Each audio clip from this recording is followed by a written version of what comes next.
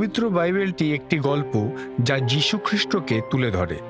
এই মডিউলে আমরা সেই গল্পের মধ্যে দিয়ে যাচ্ছি যা আমাদের প্রকাশের দিকে নিয়ে যাচ্ছে বাইবেলের মাধ্যমে। পৃথিবী পাপ দ্বারা ধ্বংস হয়েছে, আর ঈশ্বর ইসরায়েলীয়দের মাধ্যমে পরিত্রাণ আনতে একটি চুক্তি করেছেন রাজা দাউদের দ্বারা। যেহেতু রাজা দাউদ যুদ্ধে ইসরায়েল জাতিকে নেতৃত্ব দিয়েছেন, একজন গীত রচক হিসেবে তিনি তাদের উপাসনায় নেতৃত্ব দেন। আর যখন দাউদের গীত বাইবেলে অন্তর্ভুক্ত আছে, গান গাওয়া কেন গুরুত্বপূর্ণ? আজকের দিনে এই গীতের কি উদ্দেশ্য আছে? কখনো আপনার মনের মধ্যে কোনো গানের সুর আটকে গেছে, যা সর্বদা আপনার অবচেতন মনে চলতে থাকে? সঙ্গীত অত্যন্ত শক্তিশালী বিষয়। আপনি যদি সঙ্গীতের সাথে শব্দকে জুড়ে দেন, তাহলে সেই শব্দগুলিকে স্মরণে রাখার আপনার ক্ষমতাটি অনেকটা বেড়ে যাবে। এটি আপনার মনের সাথে লেগে থাকবে। গান আমাদেরকে আকার দিয়ে থাকে। ঈশ্বর এইভাবেই এটিকে গঠন করেছেন, তার ইচ্ছা ও বাক্যকে আমাদের মনের মধ্যে গেঁথে দেওয়ার জন্য। তিনি মণ্ডলীকে একটি সঙ্গীত পুস্তক প্রদান করেছেন, যাতে আমরা সেইগুলি মুখস্থ রাখতে পারি ও গান হিসাবে গাইতে পারি। সমগ্র বাইবেলের মধ্যে গীতসংহিতার স্থান কোথায় রয়েছে এবং নতুন নিয়ম কিভাবে গীতসংহিতাকে ব্যবহার করে? ঈশ্বর কেনই বা বাইবেলের মাঝখানে একটি অনুপ্রাণিত গানের পুস্তক রেখেছেন? গীতসংহিতার ঈশ্বরতাত্ত্বিক বিষয়বস্তু কি এবং কিভাবে এইগুলি প্রভু যীশু খ্রিস্টের ব্যক্তি ও কাজের সাথে সম্পর্ক স্থাপন করে? মণ্ডলীতে এবং খ্রিস্ট বিশ্বাসীদের জীবনে গীতসংহিতার কী ভূমিকা থাকা উচিত? ঈশ্বর চান আপনি যেন এই পুস্তকটি নিয়ে এবং আপনার জীবনে এর যে গুরুত্বপূর্ণ স্থান রয়েছে সেটা নিয়ে উত্তেজিত ও উৎসাহী থাকেন। গীতসংহিতা পুস্তকের ইব্রিয় শব্দটির অর্থ হল প্রশংসা। ঈশ্বর তাঁর ভাববাদীদের অনুপ্রাণিত করেছিলেন গান রচনা করার জন্য, যেগুলিকে একটি পুস্তকের মধ্যে সংকলন করা হয়েছে এবং শাস্ত্রের ক্যাননে যুক্ত করা হয়েছে। সমস্ত যুগ ধরে মণ্ডলীর জন্য একটি মূল্যবান উপহার হিসাবে দেওয়া হয়েছে। এই বক্তৃতায় গীতসংহিতা পুস্তকের জন্য ঈশ্বরের উদ্দেশ্য এবং এই পুস্তকটির বিষয়বস্তু আবিষ্কার করব। এটি অপরিহার্য যে আমরা যেন ঈশ্বরের উদ্ধারের ইতিহাসের এই প্রবাহের মধ্যে গীতসংহিতার ভূমিকাটি চিহ্নিত করতে পারি। সেই কারণে একটি পূর্ণ বক্তৃতা এর জন্য বরাদ্দ করা হয়েছে। এই বক্তৃতার শেষে আমি আশা করি যে আপনি একটি উদ্দীপনা পুনরায় লাভ করবেন যে এই পুস্তকটি ঈশ্বরের আপন গানের পুস্তক হিসাবে বিশ্বাসীদের কাছে কতটা মূল্যবান। প্রথমত, গীতসংহিতা পুস্তকটির বাইবেলের কেন্দ্রে অবস্থান। আমি আপনাকে এই অসাধারণ পুস্তকটির গুরুত্ব নিয়ে অনুধাবন করতে চাই। শুধুমাত্র এই নয় যে গীতসংহিতা পুস্তকটি বাইবেলের কেন্দ্রে পাওয়া যায়, কিন্তু ঈশ্বর এটিকে সমস্ত উদ্ধারের ইতিহাস জুড়ে মণ্ডলীর কেন্দ্রস্থলেও রেখেছেন। পুরাতন নিয়মের গীতসংহিতা পুস্তক থেকে শাস্ত্র সবচেয়ে বেশি নূতন নিয়মে উদ্ধৃত করা হয়েছে। গড়ে নতুন নিয়মে প্রত্যেক ১৯টি পদের মধ্যে একটি করে পদ গীতসংহিতা থেকে উল্লেখ করা হয়েছে। সুতরাং নতুন নিয়মেও এর একটি কেন্দ্রীয় স্থান রয়েছে। গীতসংহিতার সাথে ঘনিষ্ঠভাবে পরিচিত হওয়ার জন্য এই কারণটি যথেষ্ট, কিন্তু তবুও সমগ্র শাস্ত্রের মধ্যেও এর একটি গুরুত্বপূর্ণ স্থান রয়েছে। প্রোটেস্ট্যান্ট রিফর্মার মার্টিন লুথার বলেছেন যে গীতসংহিতা পুস্তকটি বাকি পুস্তকগুলির থেকে আলাদা। তিনি এটিকে একটি ক্ষুদ্র বাইবেল বলেছেন, কারণ ঈশ্বর এই পুস্তকের মধ্যে সংক্ষিপ্তভাবে সমস্ত কিছুই রেখেছেন যা বাইবেলের বাকি অংশ থেকে পাওয়া যায়। ইতিহাস, ব্যবস্থা, ভাববাণী, সুসমাচার, সমস্ত জাতির জন্য দেওয়া মিশন, খ্রিস্টের ব্যক্তিত্ব ও কাজের সমস্ত দিকগুলি, শাস্ত্রের সমস্ত শিক্ষাতত্ত্ব, খ্রিস্টবিশ্বাসীর জীবনের ও অভিজ্ঞতার সমস্ত দিকগুলি এবং আরও অনেক কিছু। বিষয়বস্তুগুলিকে এই বক্তৃতার পরবর্তী অংশে অন্বেষণ করব। পুরাতন নিয়মের প্রকাশের মধ্যেও এর একটি গুরুত্বপূর্ণ স্থান রয়েছে। যদিও অধিকাংশ গীতগুলি দাউদের সময়কালে লেখা হয়েছে, তবুও আমাদের কাছে গীত রয়েছে যা মসির সময় থেকে শুরু করে বাবিলে বন্দিদশায় যাওয়া পর্যন্ত লেখা হয়েছে। একাধিক গীত ঈশ্বরের লোকেদের উদ্ধারের কাহিনীটিকে পুনরায় বলেছে। এইগুলি হলো সমস্ত যুগ ধরে মণ্ডলীর কাছে একটি স্থায়ী অনুপ্রাণিত গানের পুস্তক হিসাবে অত্যন্ত কেন্দ্রীয়। যিশু এই গানগুলি গেয়েছিলেন। যাই হোক, এইগুলি তাঁর সম্বন্ধীয় গান, তাই না? প্রেরিত এবং প্রেরিত দ্বারা গঠিত মণ্ডলীরা এই গানগুলি গেয়েছিলেন। নতুন নিয়মের যুগের পর গীতসংহিতা ছিল একমাত্র গানের পুস্তক যা মণ্ডলী ব্যবহার করেছিল। মণ্ডলীর প্রথম শতাব্দীতে মণ্ডলীর পালক ও নেতাদের ১৫০টি গীতের মধ্যে প্রত্যেকটি মুখস্থ করতে হতো এবং ঈশ্বর এইগুলিকে এমনভাবে তৈরি করেছিলেন যেন বাকি ইতিহাস জুড়ে মণ্ডলীর মধ্যে এইগুলিকে ব্যবহার করা যায়। এই গীতগুলি সমগ্র বিশ্ব জুড়ে মণ্ডলীগুলোকে ঐক্যবদ্ধ করেছে। চীন, ইন্দোনেশিয়া, নাইজেরিয়া, জার্মানি, মেক্সিকো এবং অন্যান্য সমস্ত স্থানে মণ্ডলীগুলির আরাধনার মধ্যে ঈশ্বরের উদ্দেশ্যে তাদের নিজেদের ভাষায় এই গীতগুলি গাওয়ার দ্বারা ঐক্যবদ্ধ হওয়া উচিত। ঠিক যেমনভাবে তারা সমগ্র বাইবেল পাঠ করা ও প্রচার করার মধ্যে দিয়ে ঐক্যবদ্ধ হয়েছে। গীত সংহিতাগুলি সমস্ত ইতিহাস জুড়ে মণ্ডলীগুলিকে ঐক্যবদ্ধ করেছে। এখন যারা একবিংশ শতাব্দীতে রয়েছে তারাও সেই একই গীত গেয়ে থাকে, যা সমস্ত পুরাতন নিয়ম, নতুন নিয়ম ও মণ্ডলীর যুগ ধরে গেয়ে আসা হচ্ছে। অবশেষে এই গীতগুলি স্বতন্ত্র বিশ্বাসীদের জীবনে একটি অপরিহার্য বিষয় হিসাবে কাজ করে। গীতসংহিতার টিকাভাষ্যের ভূমিকাতে জন ক্যালভিন লিখেছেন, এই পুস্তকটিকে আমি প্রাণের সমস্ত অংশের একটি দৈহিক গঠনতন্ত্র হিসাবে বলতে অভ্যস্ত হয়েছি এবং মনে হয় আমি ভুল করছি না, কারণ এমন কোনো আবেগ অথবা অনুভূতি জানা নেই যা এই গীতগুলিতে আয়না হিসাবে প্রতিনিধিত্ব করা হয়নি, অথবা বরং পবিত্র আত্মা এখানে জীবনের সমস্ত দুঃখ, ভয়, সন্দেহ, আশা, যত্ন, বিভ্রান্তি, সংক্ষেপে সমস্ত বিভ্রান্তিকর আবেগগুলিকে আকৃষ্ট করেছেন, যা দিয়ে মানুষের মন আন্দোলিত হতে পারে না। বিশ্বাসীদের বিশ্বব্যাপী অভিজ্ঞতা এই সত্যটি সুনিশ্চিত করে। ঈশ্বর দুঃখ, আনন্দ, ভয়, বিজয় লাভ, ভরসা, প্রত্যাশা, অনুতাপ এবং খ্রিস্টীয় অভিজ্ঞতার প্রত্যেকটি ক্ষেত্রের জন্য গান প্রদান করেন। আমাদের অবস্থা যেমনই হোক না কেন, ঈশ্বর আমাদের মুখে গান দেন যাতে আমরা তাঁর আরাধনায় নিজেদেরকে ব্যক্ত করতে পারি। সুতরাং আমরা মণ্ডলীর ও খ্রিস্টীয় জীবনের মধ্যে গীতসংহিতাগুলির কেন্দ্রীয়তাকে লক্ষ্য করি। কিন্তু দ্বিতীয়ত, গীতসংহিতার মধ্যে ঈশ্বরতাত্ত্বিক বিষয়বস্তুগুলি আমাদের বিবেচনা করতে হবে। আদি মণ্ডলীর একজন ঈশ্বরতত্ত্ববিদ বাসিলের এই কথাগুলি শুনুন। তিনি বলেছেন, গীতসংহিতা পুস্তকটি সমস্ত ঈশ্বরত্বের একটি সংকলন, আত্মার জন্য ওষুধের একটি সাধারণ ভাণ্ডার, ভালো শিক্ষাতত্ত্বের একটি সর্বজনীন পত্রিকা যা সকলের জন্য লাভজনক। এটি লুথারের বর্ণনার মতো, যেখানে তিনি গীতসংহিতাকে একটি ক্ষুদ্র বাইবেল বলেছেন। এইগুলি ঈশ্বরের মন ও হৃদয়কে পরিস্ফুটিত করে। যেমন বাসিল বলেছেন, এটি উত্তম শিক্ষাতত্ত্বে পরিপূর্ণ।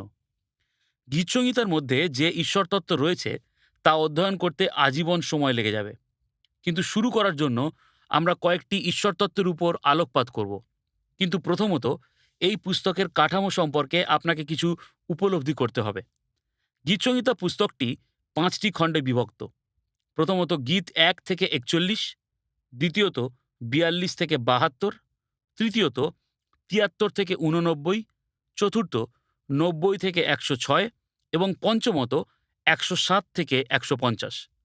প্রথম 4টি খণ্ড শেষ হয় একটি ডক্সোলজি দিয়ে এবং পঞ্চম খণ্ডটি শেষ হয় 5টি প্রশংসার গীত দিয়ে, গীত 146 থেকে 150। যেমন আমরা ইতিমধ্যেই দেখেছি, বিভিন্ন লেখকেরা মিলে গীতসংহিতায় লিখেছেন। দাউদ তাদের মধ্যে প্রধান এবং তাদের প্রত্যেকেই ভাববাদী ছিলেন। গীতসংহিতা 1 ও 2 হল দুটি ভাগ, যা সমস্ত গীতসংহিতার একটি মুখবন্ধ হিসাবে কাজ করে এবং প্রধান বিষয়বস্তুগুলির প্রত্যাশা উন্মোচন করে, যা বাকি সমস্ত পুস্তক জুড়ে দেখতে পাওয়া যায়। উদাহরণস্বরূপ, গীত 1 ঈশ্বরের বিধানের উপর লক্ষ্য কেন্দ্রিত করে এবং গীত 2 ঈশ্বরের মসীহকে কেন্দ্র করে গড়ে উঠেছে। এই দুটি গীতসংহিতা বিশ্বাসীদের, যারা ঈশ্বরের ব্যবস্থার ও খ্রিস্টের অধীনে নিজেদের সমর্পণ করে, এবং ঈশ্বরের শত্রুদের মাঝে, যারা ঈশ্বরকে অমান্য করে ও বিরোধিতা করে, একটি পার্থক্য প্রদর্শন করে। বিভিন্ন ধরনের গীতসংহিতা রয়েছে। 8টি গীত স্বভাবে অ্যাক্রোস্টিক্স, অর্থাৎ প্রত্যেকটি পদে তারা ইব্রীয় ভাষার প্রত্যেকটি বর্ণ পরপর ব্যবহার করে শুরু করেছে। আমরা আরোহণ গীত দেখতে পাই, গীত 120 থেকে 134, যা ইহুদি যাত্রীরা গাইত যখন তারা নৈবেদ্য উৎসর্গ করতে জেরুসালেমের দিকে যাত্রা করতেন। ইতিহাসমূলক গীত রয়েছে, যা পুনরাবৃত্তি করে যে কিভাবে অতীতে ঈশ্বর তার লোকেদের সাথে আচরণ করেছেন। উদাহরণস্বরূপ গীত 105 ও 106 এবং তারপর গীত 135 থেকে 137, অন্তত 14টি গীত অনুশোচনার গীত, যেখানে পাপ স্বীকার করার উপর জোর দেওয়া হয়েছে, যার মধ্যে থেকে গীত 51 সবচেয়ে বেশি পরিচিত।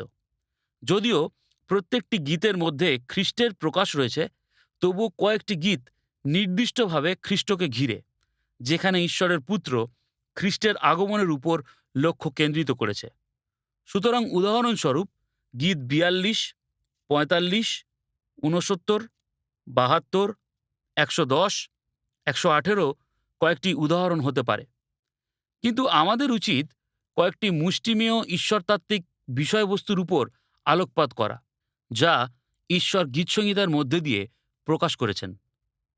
গীতসংহিতা হল বাইবেলের মধ্যে সবচেয়ে বেশি খ্রিস্টকেন্দ্রিক পুস্তক।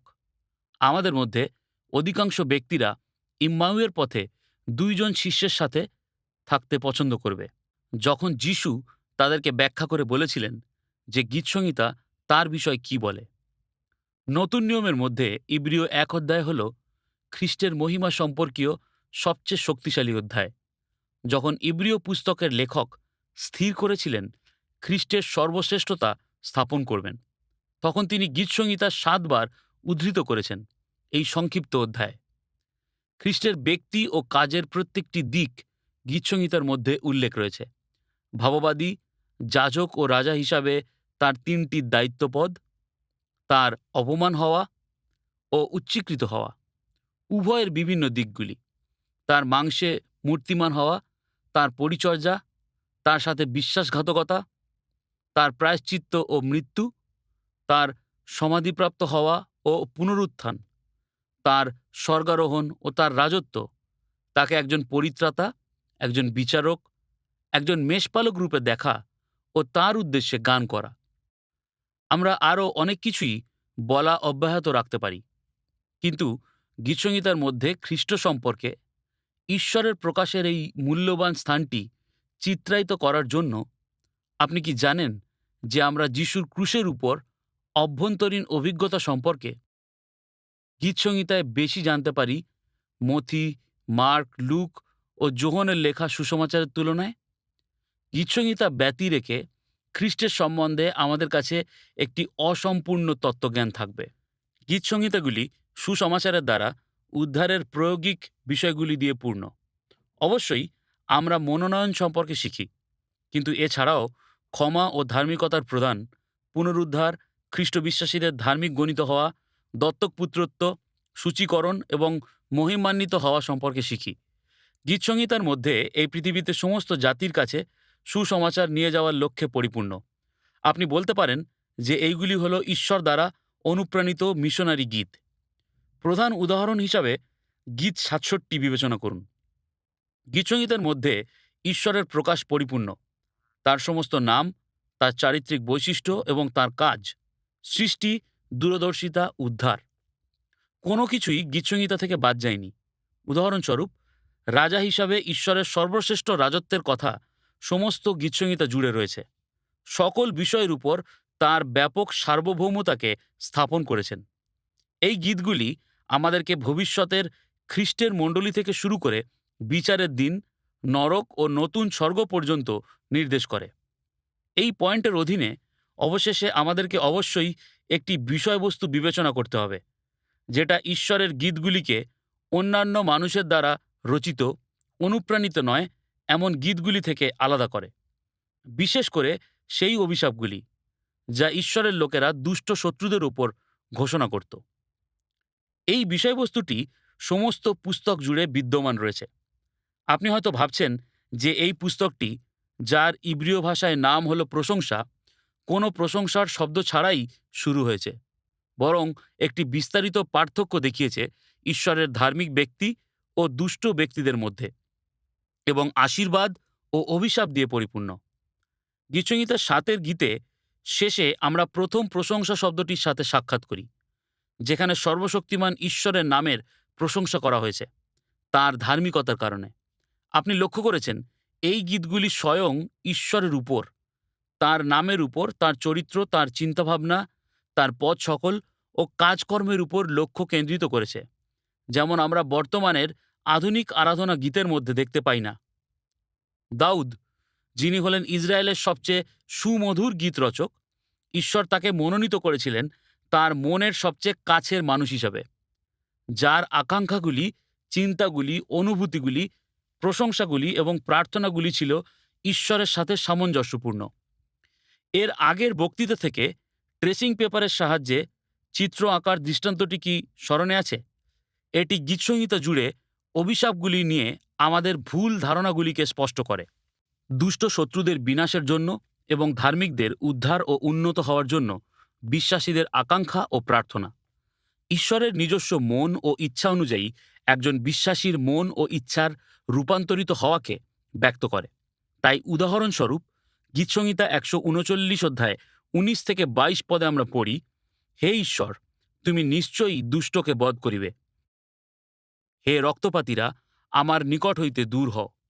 তাহারা দুষ্টভাবে তোমার নাম উচ্চারণ করে, তোমার শত্রুগণ তাহা অনর্থক লয়। হে সদাপ্রভু, যাহারা আমাকে দেশ করে, আমি কি তাহাদিগকে দেশ করি না? যাহারা তোমার বিরুদ্ধে উঠে, তাহাদের প্রতি কি বিরক্ত হই না? আমি যার পর নাই দেশে তাহাদিগকে দেশ করি, তাহাদিগকে আমারই শত্রু মনে করি। আমাদের মন ও ইচ্ছা যেন ঈশ্বরের ইচ্ছা অনুযায়ী রূপান্তরিত হয় এবং বিশেষভাবে ঈশ্বরের মহিমার জন্য সবচেয়ে বেশি উদ্যোগী হয়। অনুপ্রাণিত স্তোত্রগুলি থেকে এই বিষয়বস্তুটির অনুপস্থিতি ঈশ্বরের লোকেদের ধার্মিকতাকে বিকৃত করে তুলেছে। একটি সমস্যা যা পূর্বযুগের মণ্ডলীর কাছে অজানা ছিল, যারা ঈশ্বরের গানগুলি ব্যবহার করত।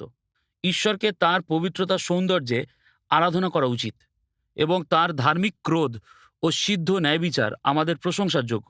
যারা এই বিষয়টি নিয়ে অস্বস্তি বোধ করে, তারা যেন স্মরণে রাখে যে একদিন ঈশ্বরের ধার্মিক লোকেরা ঈশ্বরের উদ্দেশ্যে হালেলুয়া গান গাইবে, যখন ঈশ্বর শেষ দিনে তাঁর শত্রুদের বিচার করবেন ও ধ্বংস করবেন। উদাহরণস্বরূপ প্রকাশিত বাক্য 19 অধ্যায়টি বিবেচনা করুন। গীতসংহিতার ঈশ্বর তত্ত্বকে উপলব্ধি করা প্রত্যেক যুগের মণ্ডলীর কাছে এর সম্পূর্ণ পর্যাপ্ততা প্রদর্শন করে, যা আমাদেরকে তৃতীয় ও অন্তিম বিষয়ে নিয়ে আসে। আমরা গীতসংহিতাগুলিকে অনুপ্রাণিত স্তব ও প্রশংসা হিসাবে বিবেচনা করব। ঈশ্বর গীতসংহিতা দিয়েছেন প্রশংসা গীতের একটি স্থায়ী ম্যানুয়াল হিসাবে। এটি হলো সমস্ত যুগে মণ্ডলীর জন্য একটি অনুপ্রাণিত স্তোত্র পুস্তক এবং 3টি বিষয়ের মধ্যে এর ভিত্তি আমরা লক্ষ্য করতে পারি। প্রথমত, অনুপ্রাণিত ভাববাদীদের বিষয়ে বাইবেল পরিষ্কারভাবে শিক্ষা দেয় যে আরাধনা গান লেখার জন্য ঐশ্বরিক অনুপ্রেরণা লাভ করা আবশ্যক। ভাববাণী ও প্রশংসার মধ্যে একটি সংযোগ রয়েছে। লেখকরা বুঝতে পেরেছিলেন যে ভাববাণীর অনুগ্রহ দান লাভ করা প্রয়োজন এবং তারা আরাধনার জন্য অনুপ্রাণিত গান রচনা করছিলেন। 2 শমূয়েল 23 অধ্যায় 1 থেকে 2 পদে আমরা পড়ি, দাউদের শেষ বাক্য এই, যিশয়ের পুত্র দাউদ কহিতেছে, সেই উচ্চীকৃত পুরুষ কহিতেছে, যে যাকবের ঈশ্বর কর্তৃক অভিষিক্ত, যে ইসরায়েলের মধুর গায়ক, সে কহিতেছে, আমার দ্বারা সদাপ্রভুর আত্মা বলিয়াছেন, তাহার বাণী আমার জিহ্বাগ্রে রহিয়াছে। যেমন প্রেরিত 1 অধ্যায় 16 এবং প্রেরিত 2 অধ্যায় 29 থেকে 31 পদে লেখা আছে। দাউদ একজন ভাববাদী ছিলেন, যিনি পবিত্র আত্মা দ্বারা ভবিষ্যৎবাণী করতেন। মোশি, যিনি গীত 90 লিখেছেন, একজন ভাববাদী ছিলেন। অন্যেরা যেমন আসফ, জিদুথুন এবং হেমন, তাদেরকে দর্শক বলা হতো। কিন্তু আমরা 1 শমূয়েল 9 অধ্যায় 9 পদে এবং অন্যত্র পড়ি, সম্প্রতি যাহাকে ভাববাদী বলা যায়, পূর্বাকালে তাহাকে দর্শক বলা যাইত। 1 বংশাবলী 25 অধ্যায়ে আমরা পড়ি, আর দাউদ ও সেনাপতিগণ সেবাকর্মের জন্য আসফের, হেমনের ও জিদুথুনের কয়েকটি সন্তানকে পৃথক করিয়া বীণা, নেবল ও করতাল সহযোগে ভাবোক্তি গান করিবার ভার দিলেন। এটি তাদের পুত্রদের দ্বারা ভবিষ্যৎবাণী করার বর্ণনা দেয় এবং এরপর লেখা আছে যে হেমন ঈশ্বরীয় বাক্য সম্বন্ধে রাজার দর্শক ছিলেন। আবার একটু পর লেখা আছে, ইহারা সকলে ঈশ্বরের গৃহের সেবাকর্মের জন্য করতাল, নেবল ও বীণা দ্বারা সদাপ্রভুর গৃহে গান করিবার জন্য তাহার পিতার অধীন ছিলেন। আসফ, জিদুথুন ও হেমন রাজার অধীন ছিলেন। সদাপ্রভুর উদ্দেশ্যে গীত গানে শিক্ষিত তাহারা ও তাহাদের ভ্রাতৃগণ সংখ্যায় সর্বশুদ্ধ 288 জন সঙ্গীত পারদর্শী লোক ছিল। হিস্কিয় এবং যোশীয় রাজার অধীনে পুরাতন নিয়মের আত্মিক পুনরুদ্ধারের সময়কালে তারা ঈশ্বরের অনুপ্রাণিত গানের দিকে ফিরেছিল। দ্বিতীয় বংশাবলী 29 অধ্যায় 30 বলে, পরে হিস্কিয় রাজা ও অধ্যক্ষগণ দাউদের ও আসফ দর্শকের বাক্য দ্বারা সদাপ্রভুর উদ্দেশ্যে প্রশংসা গীত গান করিতে লেবীয় দিগকে আজ্ঞা করিলেন। আর তাহারা আনন্দপূর্বক প্রশংসা গীত গান করিল এবং মস্তক নমন করিয়া প্রণিপাত করিল। এই একই নীতি সমস্ত পুরাতন নিয়ম জুড়ে চিত্রায়িত করা যেতে পারে। ঈশ্বর তাঁর শর্তগুলিকে স্পষ্ট করে জানিয়েছিলেন, যা নতুন নিয়মে একটি মানদণ্ড হিসাবে বাহিত হয়ে এসেছে। একজন ইংলিশ পিউরিটান জন ওয়েন লিখেছেন, প্রত্যেকটি অধ্যাদেশ ও আরাধনায় ঈশ্বরের দ্বারা নির্ধারিত বিষয়টিকে আমরা বিবেচনা করি এবং আমাদের প্রাণ ও বিবেককে তাঁর কর্তৃত্বের অধীনে সঁপে দিই। এটাই হলো প্রথম বিষয় যা ঐশ্বরিক আরাধনার ক্ষেত্রে বিশ্বাস দাবি করে। এটি উপলব্ধি করতে পারে যা ঈশ্বর আদেশ করেছেন এবং সেখানেই তার কর্তৃত্ব রয়েছে যেমনটি তিনি দাবি করেন। এখন বর্তমানে ভাববাদীর পথটি অস্তিত্বে নেই এবং অনুপ্রাণিত গানের উৎপাদন বন্ধ হয়েছে। প্রকাশ্যে ঈশ্বরের প্রশংসা করার ক্ষেত্রে মানুষের দ্বারা রচিত অনুপ্রাণিত গান ব্যবহার করার বিষয়ে বাইবেল কোনো নিষেধাজ্ঞা দেয়নি। দ্বিতীয় বিষয়টি ক্যানোনিক্যাল গানের সাথে সম্পর্কিত। শাস্ত্র একটি সম্পূর্ণ সংকলন প্রদান করে অনুপ্রাণিত গানগুলির, যা শাস্ত্রের ক্যাননে পাওয়া যায়। সুতরাং গীতসংহিতাগুলির মধ্যে একটি অনন্য ও কর্তৃত্বমূলক অবস্থান রয়েছে, যা আমাদেরকে শুধুমাত্র সেটাই ব্যবহার করার জন্য সীমিত করে যা ঈশ্বর বাইবেলের মধ্যে উপলব্ধ করেছেন, এবং ঈশ্বর আমাদেরকে এই গীতগুলিকে তাঁর আরাধনায় ব্যবহার করার জন্য আদেশ দিয়েছেন।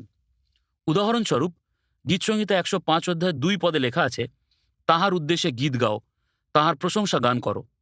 অনুপ্রাণিত গানগুলির সংকলনের মধ্যে যা ঈশ্বর যোগান দিয়েছেন, এইগুলির ব্যবহারের নির্দেশমালা দেওয়া রয়েছে। এদের অস্তিত্ব এটার প্রমাণ দেয়।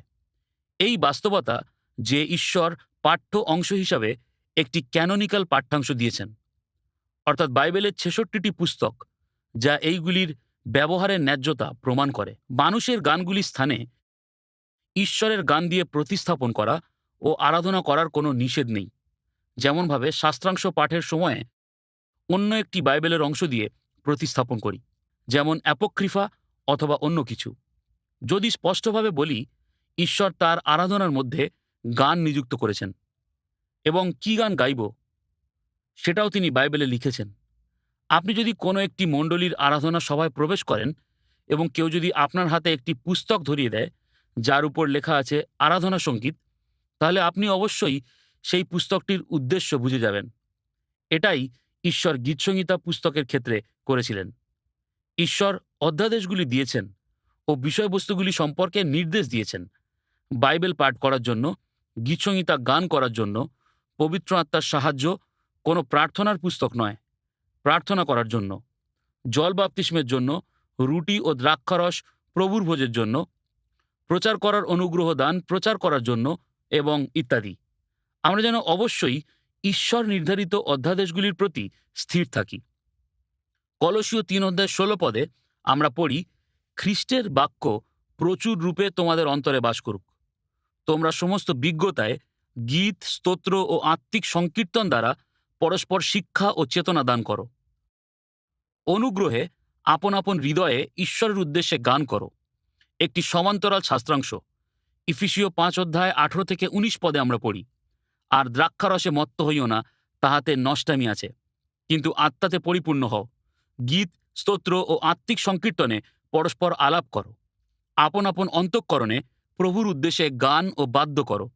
গীত, স্তোত্র ও আত্মিক সংকীর্তনের গ্রিক শব্দটি গীতসংহিতার শিরোনামের গ্রিক অনুবাদে ব্যবহার করা হয়েছে।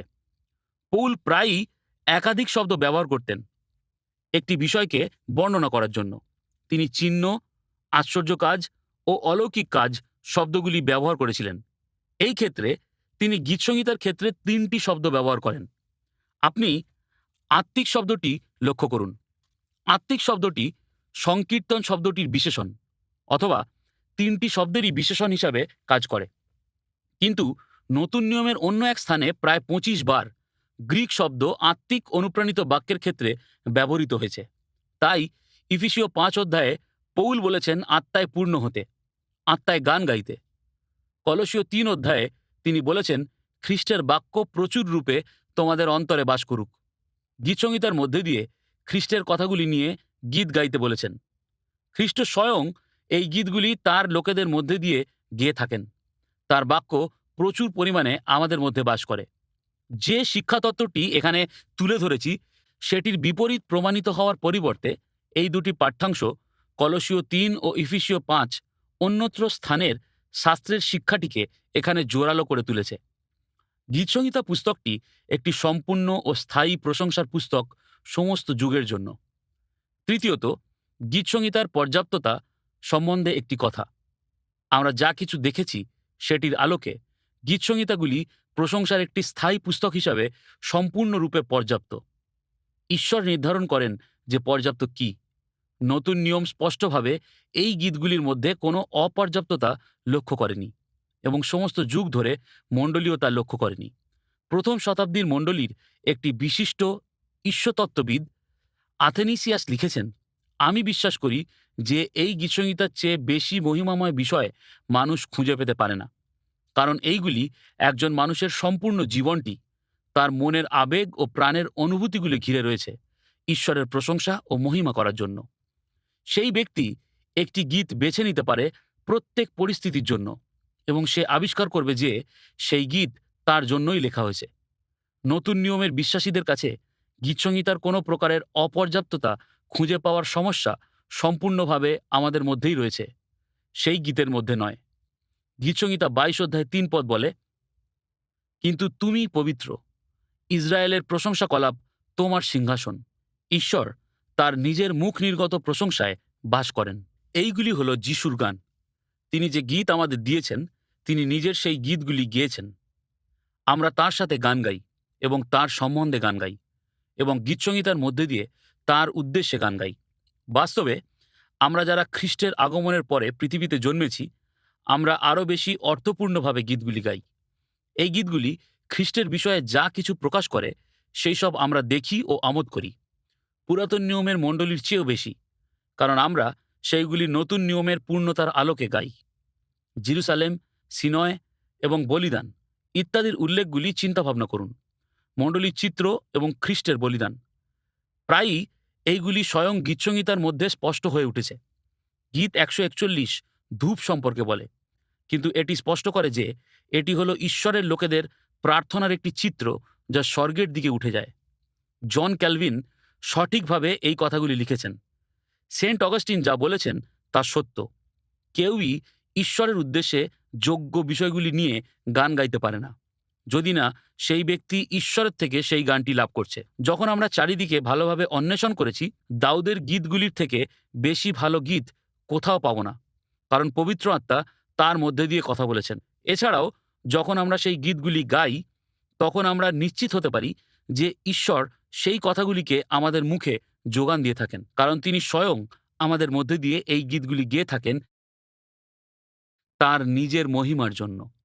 দ্য হিউগিনেটস, ফ্রান্সের রিফর্মড খ্রিস্ট বিশ্বাসীরা ঈশ্বরের লোকেদের উপরে গীতসংহিতা থেকে গান করার প্রভাবের একটি সুন্দর উদাহরণ দিয়েছে। সেই সময়ের লেখাগুলি আমাদের বলে যে গীতসংহিতা থেকে গানগুলি সমস্ত ফ্রান্স জুড়ে বাইবেলীয় বিশ্বাসের উদ্দীপনাকে সম্প্রসারিত করার ক্ষেত্রে সবচেয়ে বড় প্রভাব ফেলেছে। এই বিশ্বাসীরা গীতসংহিতা মুখস্থ করত এবং সমগ্র দেশ জুড়ে প্রত্যেকটি গ্রামে ও নগরে তীব্রতার সাথে এই গানগুলি গাইত। রাস্তায় চলতে চলতে, স্কুলের শিক্ষার্থীদের মুখে, মাঠে চাষ করার সময় চাষির মুখে, বাড়িতে পরিবারের সদস্যদের মুখে, এমনকি সাধারণ সভাগুলিতে এবং অবশ্যই আরাধনা স্থানে এই গানগুলি শুনতে পাওয়া যেত। যুদ্ধে যাওয়ার আগে সৈন্যদল এই গানগুলি গাইত। যুদ্ধের গুরুত্বপূর্ণ পর্যায়ে সেনাপতি তার সৈনিকদের কণ্ঠস্বর খুলে সেই গানগুলিকে গাইতে বলতেন এবং কামান দাগতে দাগতে তারা গীত 68 কথাগুলো গাইত। আপনি দেখতে পাচ্ছেন যে কিভাবে গীতসংহিতা তাদের জীবনের বিভিন্ন অংশে অনুপ্রবেশ করেছিল। খ্রিস্টের বাক্য প্রচুর পরিমাণে তাদের মধ্যে বাস করছিল। বিশ্বাসীরা যেন প্রত্যেক দিন এবং মণ্ডলী যখনই মিলিত হয় তখন যেন তারা গীতসংহিতাগুলি মুখস্থ করে ও গাইতে পারে। এটি তাদেরকে প্রচুর পরিমাণে সেই আশীর্বাদ লাভ করতে সাহায্য করবে যা গীত 1 অধ্যায়ে লেখা আছে, ঈশ্বরের ব্যবস্থায় ধ্যান করার পরিণাম হিসাবে দিনের পর দিন, এবং ফলস্বরূপ আত্মিক ফলপ্রসূতা তাদের প্রতিজ্ঞা করা হয়েছে। সারাংশে আমি আশা করি যে বাইবেলের এই মূল্যবান পুস্তকটির প্রতি আপনার মধ্যে একটি নতুন উদ্দীপনা সৃষ্টি হবে। আপনি যেন অবশ্যই আজীবন ধরে গীতসংহিতাগুলি অধ্যয়ন করেন ও দক্ষতা লাভ করেন। ঈশ্বর আমাদেরকে অনুপ্রাণিত গানের একটি পুস্তক প্রদান করেছেন, যেখানে আমরা খ্রিস্টের বিষয়ে, খ্রিস্টের উদ্দেশ্যে এবং খ্রিস্টের সাথে গান গাই। এর পরের বক্তৃতায় আমরা ঈশ্বরের উদ্ধারের ইতিহাসের মধ্যে রাজা সলোমনের অবস্থানটি বিবেচনা করব। আমরা আশা করি এই বক্তৃতায় যা বিবেচনা করেছি তা দ্বারা আপনি অনুপ্রাণিত হয়েছেন। রেভ রবার্ট ম্যাককার্লির সাথে যোগ দিন। পরের অংশ বাইবেল তত্ত্বের মাধ্যমে আমাদের যাত্রা আরও গভীর হবে এবং জানতে সাহায্য করবে কিভাবে রাজা সলোমন ও প্রভু যিশুর মধ্যে বৈষম্য প্রদর্শন করে।